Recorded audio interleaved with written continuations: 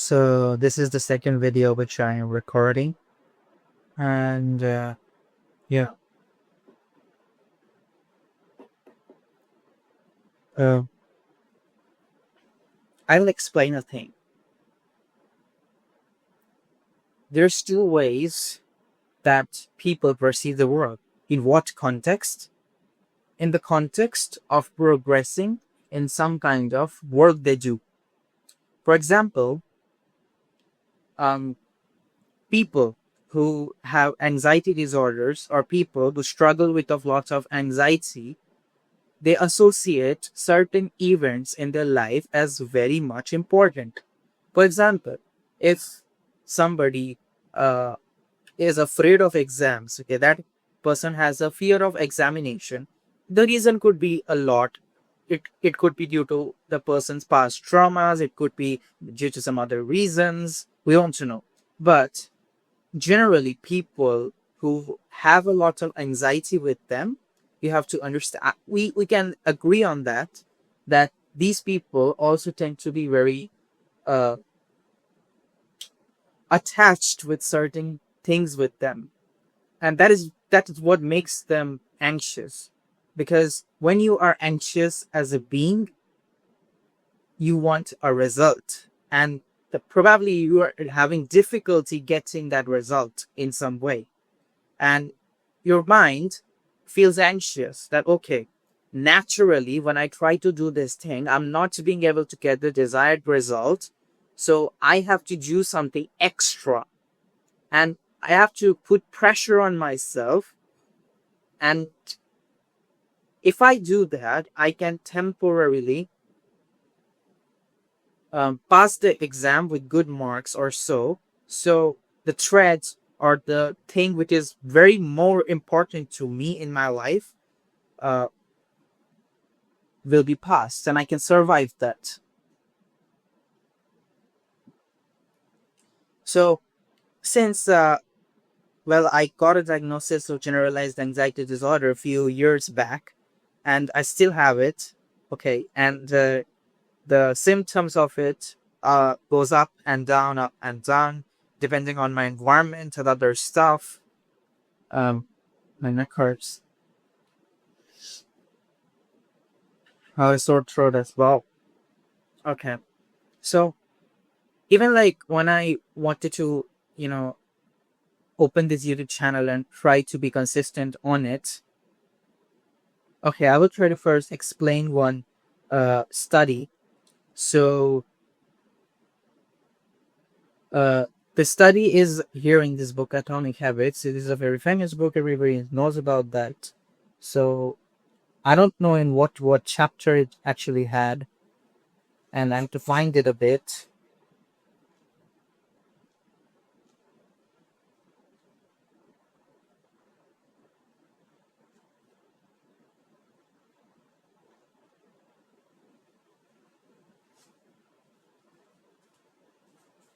So let me just summarize what was the study about. So it explained the concept, and it is like this: that if uh, there was a class of photography, and the photography class was divided into two groups, and one group was told that you have to click 100 pictures, and another group was told you also have to pick you have to click only one picture, but only that one picture will be taken from you. The other group was given the privilege that you take 100 pictures, but don't focus on the quality. You can focus on the quantity. You just need 100 pictures to uh, pass the test. You need the quantity. And that uh, another group, which was a group B, it was told that you have to take only one single picture, but it has to be good enough. And based on that, marks will be given. So after the students did their job and came back to the professors, one group with their 100 pictures and one group with one perfect picture, who do you think had more number of good pictures? Obviously, the group who took 100 pictures.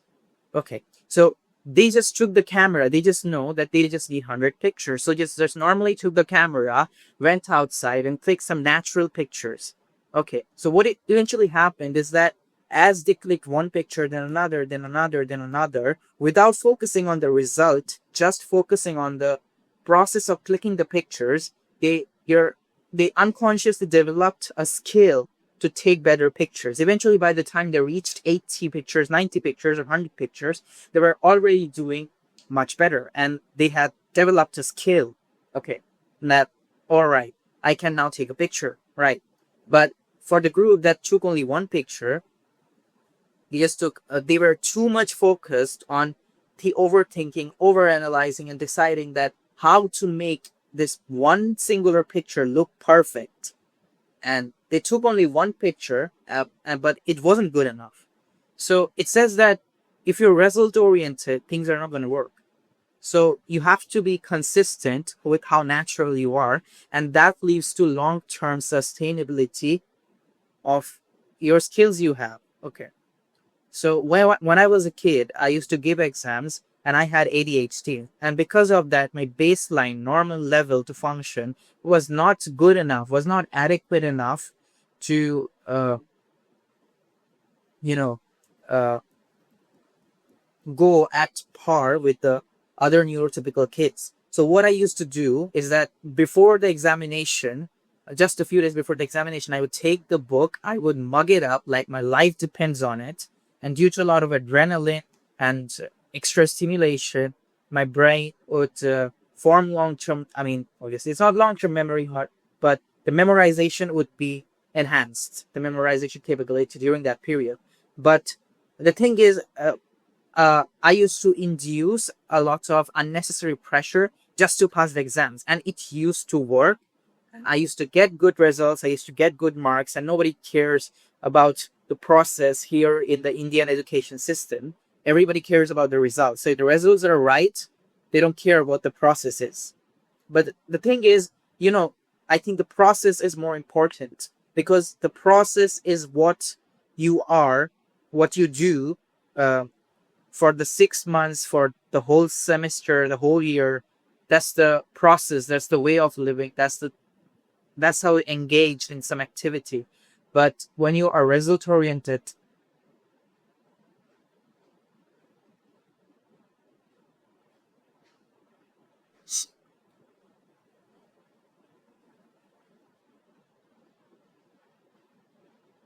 it doesn't work there.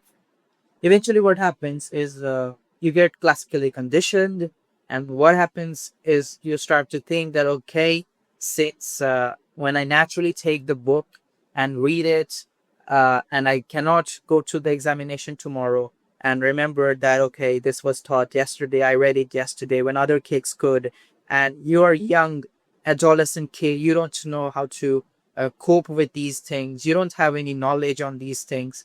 And that wasn't the time when ChatGPT and Google Gemini existed, where I could share my feelings and they would give at least an objective answer. So yeah, it was very difficult, and I, or the people around me, had no awareness of any mental health issues.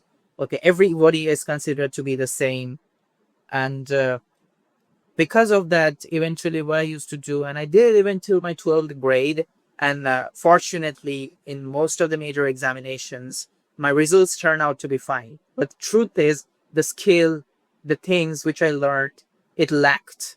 And there was a lot of limitations, because obviously to pass an exam, you're reading it to pass an exam, you're reading it for a few days, you're passing the exam for the sole purpose of passing the exam, and once the exam is over, you get the good marks, you forget it, you don't need that information anymore. But we don't want that. We want to study, we want to do our work, to learn. And so in a way that even if somebody just randomly asks you that what is the answer to this question, you can answer it, right? So right now I'm making these YouTube videos. If I try to be very perfect, if I use a face wash, if I set my hair, if I try to fix everything, I want to fix the background, I want to fix the voice, I want to fix the way I look. So then what will happen, that I will bring unnecessary pressure upon myself, that okay, I need to do these things to appear more good, because the natural version of me is not good enough. Now, what is the natural version of me truly is? Um, it varies, because if there are good days where my mental health and mood is good, I uh, speak very comfortably and nicely. But there are often days when I get addicted, when I get up in the morning and I take the mobile phone and I just start scrolling, and then the rest of the day just gets wasted. So that is another way that is another, I don't know, approach or technique to uh, do things in life, right? But I was not very aware of it since, due to this intense anxiety which I experienced for several years.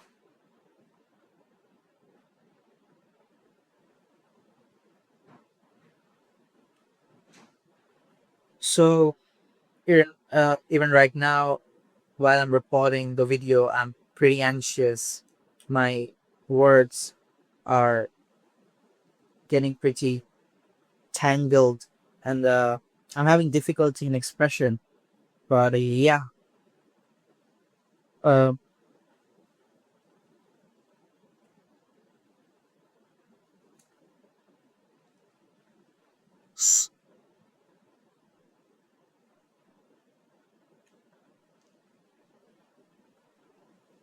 but what I want to say is that even if I'm facing all kind of hyperactive symptoms, I'm feeling inattentive, hyperactive, all these things. Even if I feel those things, if I come out here every day, uh, and on the mic and start speaking, in 10 years of time, my brain will have neuroplasticized itself to speak in front of the camera. It will be better be able to present what I have in my head. Okay. If I wanted, I could just make this video look more polished. I could structure it. I could make it a lot better. But I don't want all those things. I just want to make it as imperfect as possible, as naturally as possible, because, uh, you know, I didn't do any prior preparation to make this video. I just open the laptop. I just take this microphone. I take it to my face and start speaking. That's it. And I think it removes all the pressure that a lot of people have while they're doing any kind of work. The thing is, most people don't want to do it is because, obviously the video will not be of a very good quality. It will, or definitely be a poor quality, because you don't plan, you don't all do all these things. But you need to understand that if you do these things consistently for long periods of time, eventually a day will come when you will be able to,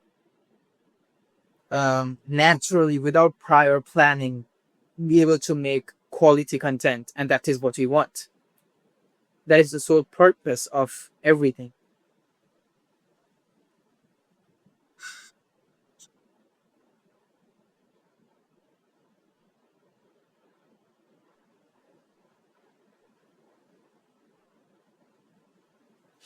So, okay, this video has already hit the 14-minute mark, and I will just close the recording. I will upload the video.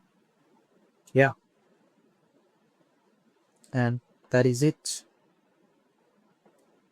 And also, I mean, I have had made some videos about mental health, neurodiversity, some mental health disorders, I think, in the past, which have some psychological and philosophical concepts explained in it. I did it a year back, and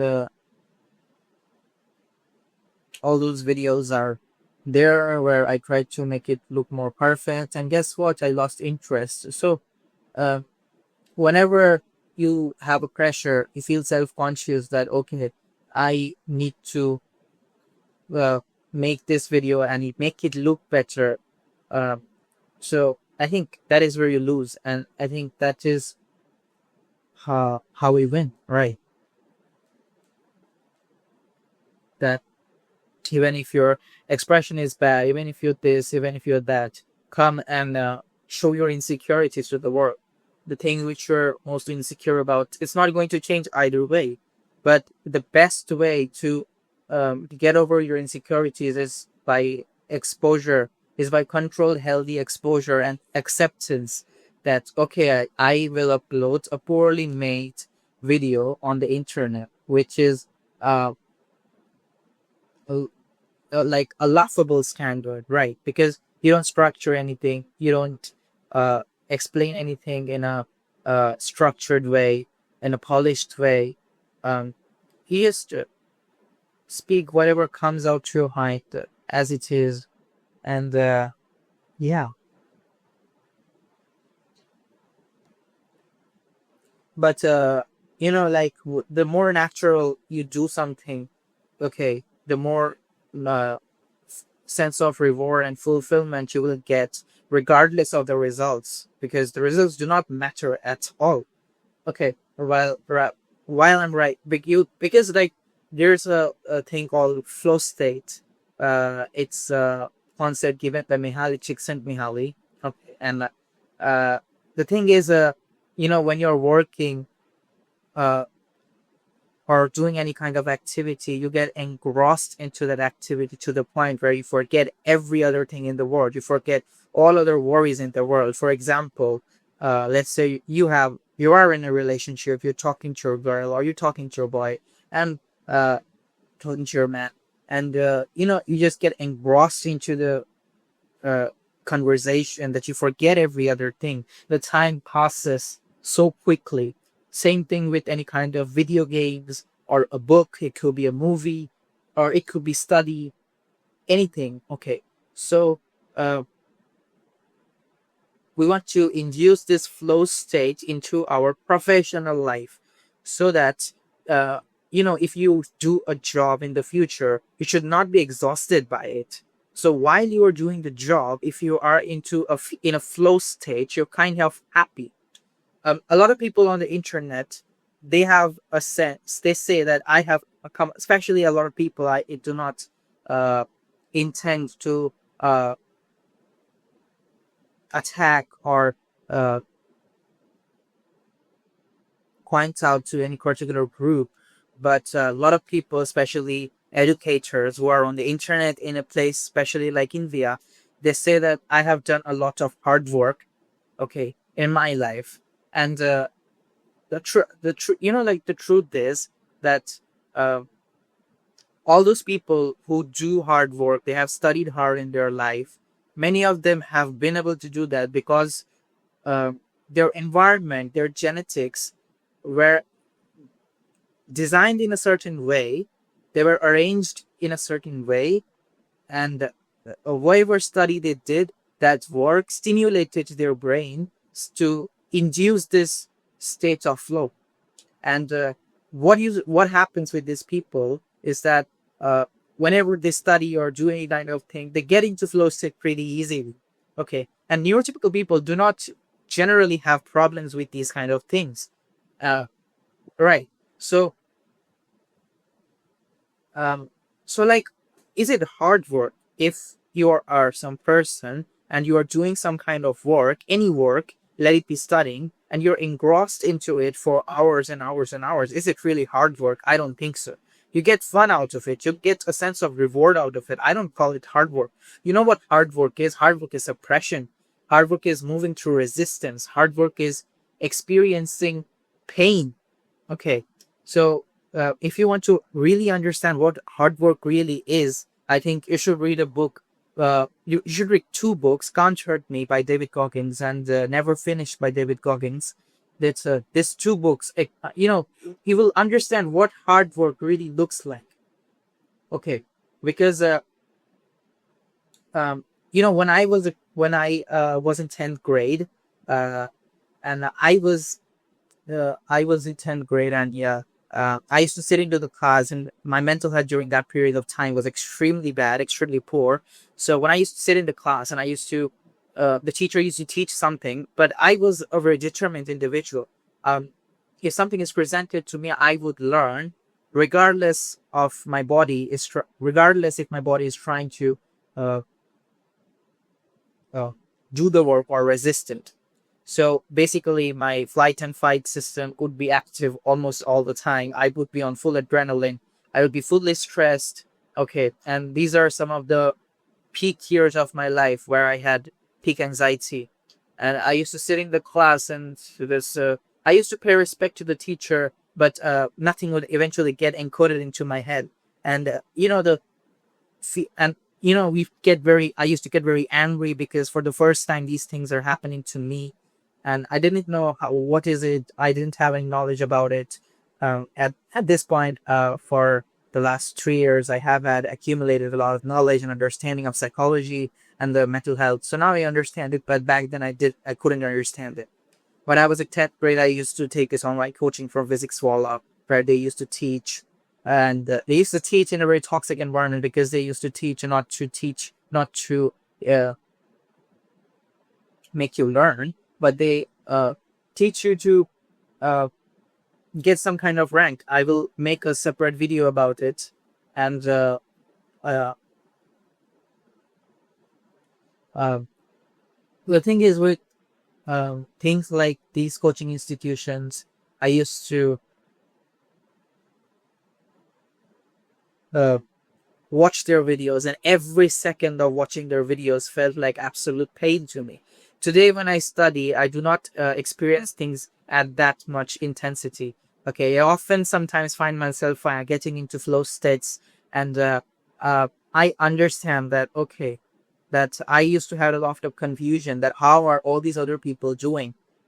The thing is, not everybody's not same. They're difficult. Their brains are difficult. Their brains are wired differently. Most of these students, if they try a little harder, if you simulate them a little bit, they you could get them hooked onto their whatever study they do. So, but I was not hooked into it. Okay, my brain lacked certain. I would not go into those things, but um, basically, I would not get into that flow state. And I used to experience anxiety. And for 6 months, rigorously, regardless of the results, used to try because, when your whole body is resisting and you're still sitting, your hands are trembling, and you just cannot sit still. You have a lot of anxiety in your head. Inside of your mind and heart is burning. Every second is a struggle, and you're trying to study during that period of time. It's excruciatingly difficult. And I think that regardless of and obviously no result will come out of that if you do things in such a toxic way. And obviously I understood that, okay, this is not going anywhere. Okay, there's no benefit to doing it anymore. So I did it for 6 months and I left, and that was a fucking good decision, I would say. And um but what's the thing that boils my blood and he deals to boil my blood is that all these people will say the problem is in you. Okay, it's not my problem. It's not my problem. We cannot blame a 15, 16-year-old kid. The kid has not even developed the sense of awareness to understand that who I am. That kid has not yet developed an identity. You cannot say that something is wrong with the kid. The kid has been brought up by their parents. That has a lot of influence, and genetics play a lot of influence. So there are biological factors, there are environmental factors. So by the time a child, and uh, since the kid is admitted to any kind of school, the kid has barely any time to spend the time with his own self. So how will the child explore himself? So how can you say that that child is accountable? Even if you hold the child accountable, you don't give the child the space to change themselves, right? So it is wrong at so many levels. And a small portion of the population like me suffers due to it. Okay, everybody is a born genius, but if you judge a fish by its ability to climb a tree, it will believe that it's a fool its whole life. But that's actually not true. If you take the fish and put it in the water, it's gonna swim much better. If you take a bird and put it in the water, it's not gonna work. So the thing is, there's absolutely nothing wrong with me, but um, what I think is that this country definitely needs a lot of um, uh, I mean, before, especially to uh, educators who teach young children, who handle young children, need to understand a little bit about child psychology. They often do a Bachelor of Education course, and they just do it for the sake of the degree, and they don't read enough about the child psychology. And even if they read, they just read it and just vomit it in the examination paper. They get good marks, and they never apply that thing in real life, and that is a huge problem.